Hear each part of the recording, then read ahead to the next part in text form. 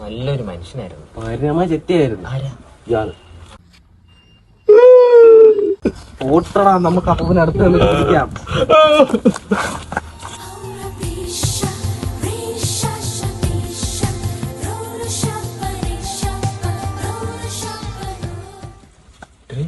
എന്തോന്നാ വരുന്നത്? എന്തോ അവന്റെ അപ്പൂപ്പനെ കാണാൻ വരുന്ന കോലാണ് അവിടെ. ഇത് അപ്പൂപ്പനെ? ഞാൻ അവന്റെ പെങ്ങളെ കാണാൻ വന്ന്. നാളെ അടിച്ച 500 എന്ത് ചെയ്യും? ഓ, അതും പൊക്കിയ. നീ ഇതെങ്ങനെ ഊരും? ഡൈ മരിച്ചു കിടക്കുന്ന ആരെന്നറിയൂ?